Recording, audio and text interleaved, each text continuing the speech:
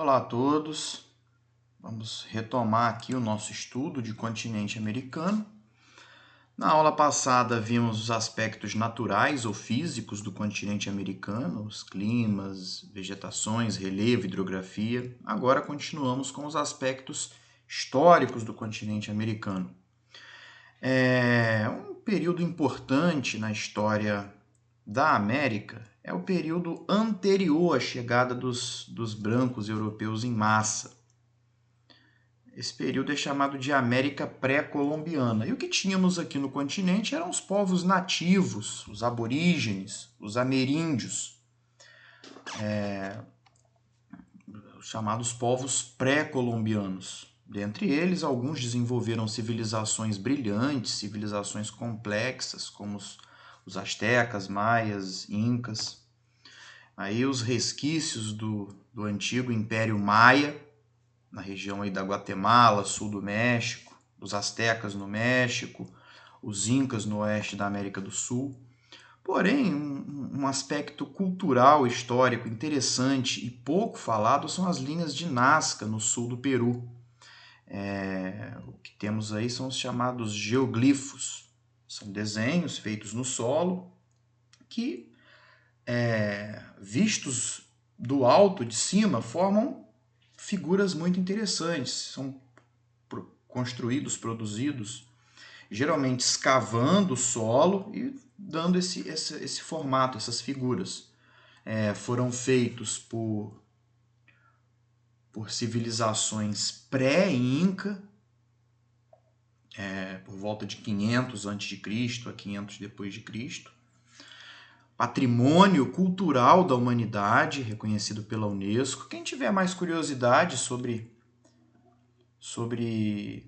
esses geoglifos aí do sul do Peru, pode acessar esse link aqui que traz bastantes informações interessantes.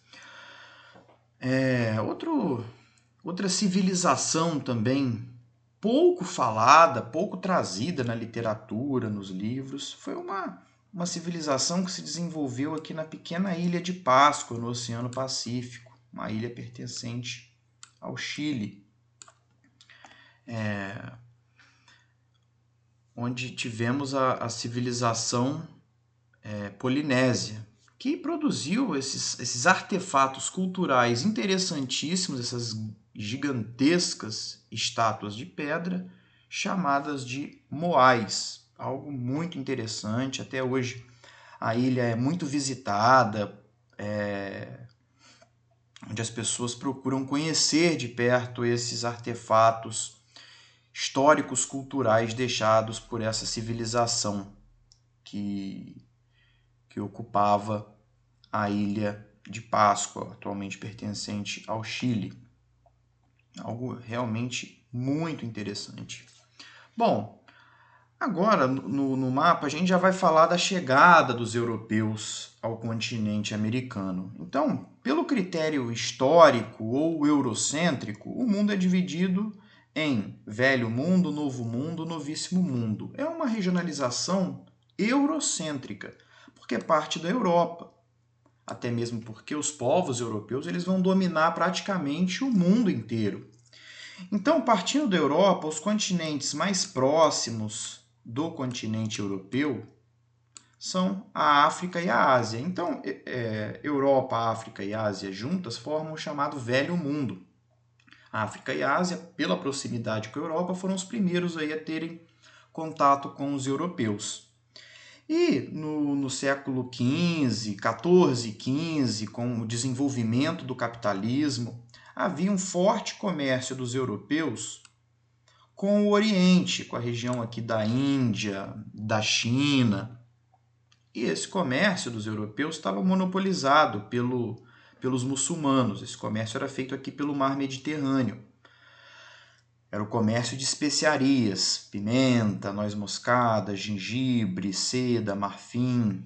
Dava muito lucro à burguesia europeia. Então, os europeus buscando rotas alternativas para chegarem até as Índias, até o Oriente, acabaram chegando no chamado Novo Mundo, no continente americano.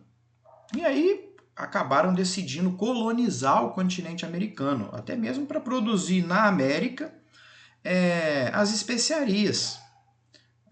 E aí café, cana, cacau, minérios, que vão ser levados para a Europa, dando lucro à burguesia. Então, nós temos aí o Velho Mundo, Europa, África e Ásia, o Novo Mundo, que é o continente americano, que vai ser praticamente todo ele ocupado, colonizado, povoado pelos europeus. Por fim, os europeus chegam na Oceania, que ganha o nome aí de Novíssimo Mundo. Lembrando que estávamos no contexto do capitalismo comercial. O próprio sistema socioeconômico capitalista, ele exige essa expansão que acabou sendo a expansão ultramarina europeia. Expansão para comercializar com outros povos, com outros continentes, na busca de lucro. 1492, o descobrimento da América por Cristóvão Colombo, o navegador italiano genovês Cristóvão Colombo, chegando ao continente americano. A partir daí, outros povos também vão ter interesse no continente americano, que vai ser visto como fonte de recursos. 1494 e 1495, os dois países mais poderosos do mundo até então, Portugal e Espanha, decidem dividir a América inteira entre os dois, no chamado aí Tratado de Tordesilhas, assinatura aí, imagem da assinatura do Tratado de Tordesilhas. E basicamente seria isso. Evidente que os portugueses e espanhóis eles não vão conseguir ocupar, colonizar, dominar o continente americano inteiro. É um continente enorme. Então, outros povos europeus também vão conseguir suas porções de terra na América, mas as porções maiores vão ficar para Portugal e Espanha. Aí temos um texto que fala da conquista dos europeus. Os europeus conquistaram os nativos. Quando chegaram aqui tinham os povos nativos. E acabaram tendo que dominar os nativos, que foram escravizados, povos dizimados. E os europeus aproveitaram de três fatores. A conquista europeia se deu basicamente por conta de três fatores. Primeiro, os próprios povos nativos, eles já viviam em conflitos, a maioria deles. Segundo, as doenças trazidas pelos europeus facilitaram também a conquista.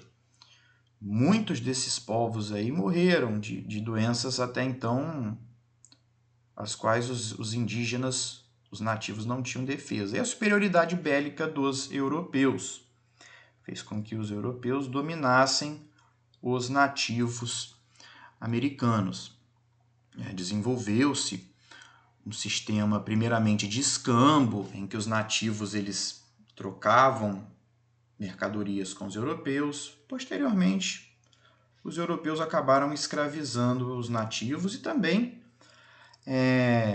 trouxeram os negros africanos como escravos para as diversas colônias aqui na América, Portugal, as diversas colônias europeias aqui na América, colônia de Portugal, como Brasil, colônia francesa, o Haiti.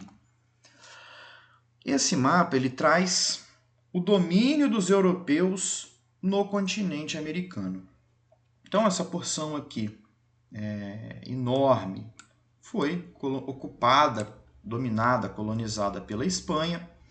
E é importante entendermos que os europeus eles vão trazer também os seus aspectos culturais para o continente americano, como língua, religião, como nós iremos ver um pouco mais à frente. Essa parte amarela aqui era a colônia portuguesa, que é o Brasil. Então, essa parte amarela toda ficou sob o domínio de Portugal.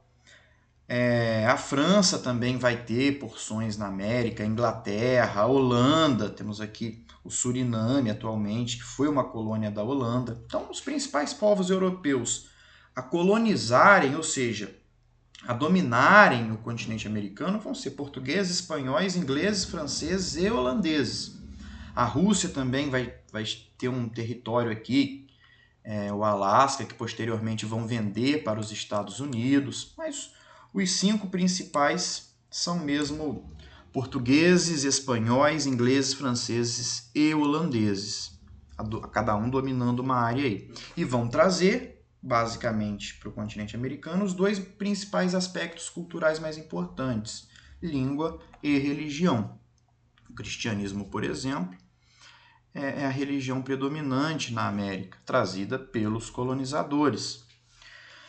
Aqui a gente retoma um assunto que já trabalhamos em um vídeo passado, chamado América Latina e Anglo-Saxônica, mas que é extremamente importante.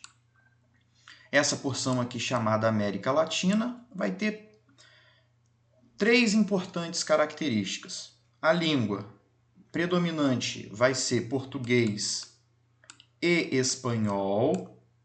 A religião predominante vai ser o catolicismo romano, trazido por portugueses e espanhóis que seguiam o catolicismo. E é a parte do continente americano subdesenvolvida, por conta da colônia de exploração, baseada na escravidão, no latifúndio. Esses fatores geraram o subdesenvolvimento, que é o IDH baixo, pobreza, pouca tecnologia nas atividades econômicas. E essa porção aqui, formada apenas por Canadá e Estados Unidos, é a porção que foi colonizada predominantemente pela Inglaterra. Então, a língua predominante é o inglês. A religião é o protestantismo, a religião predominante nessa porção.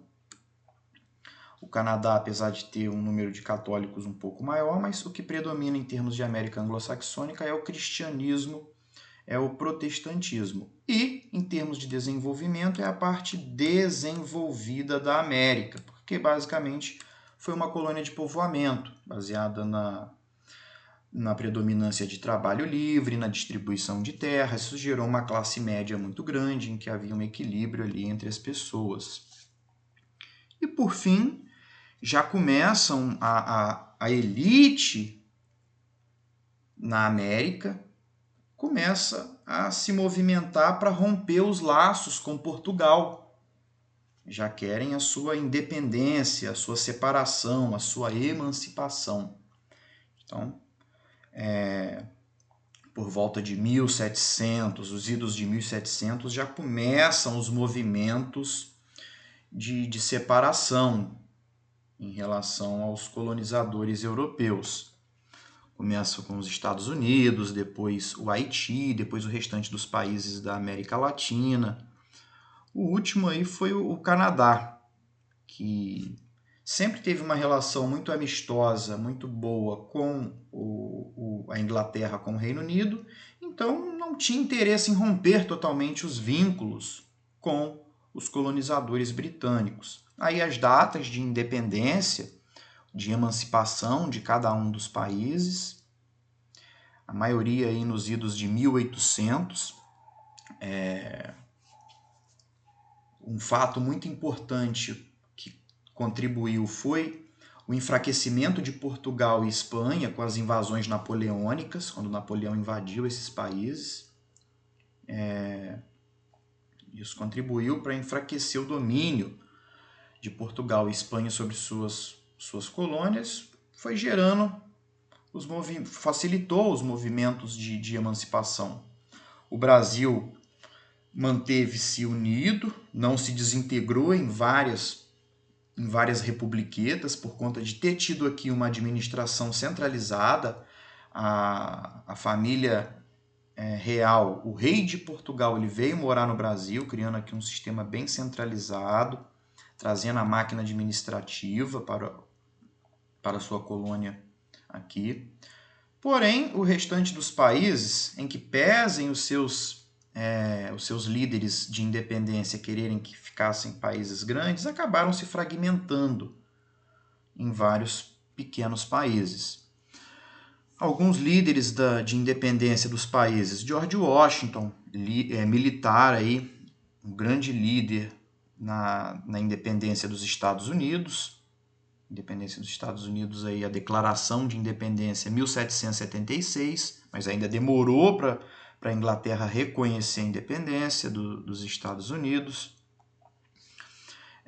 Toussaint Louverture e Jean-Jacques Dessalines, líderes da independência do Haiti, que era uma colônia da França. E na América do Sul, os principais líderes da independência de grande parte dos países sul-americanos são Simão Bolívar e José de San Martín. Militares aí, Bolívar venezuelano, San Martín argentino.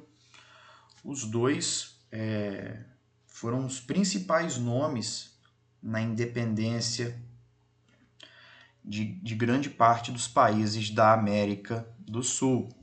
Aí o trajeto, os caminhos por Bolívar em San Martín e os novos países que foram surgindo a partir da expulsão dos espanhóis. E no Brasil, o principal líder aí da independência da América Portuguesa, ou seja, do Brasil, foi Dom Pedro I. Dom João VI, que era o rei de Portugal, estava no Brasil, exigiu-se que ele voltasse, ele deixou seu filho, que acabou proclamando a independência do Brasil em relação a Portugal. Assim, nós terminamos essa parte dos aspectos históricos do continente americano.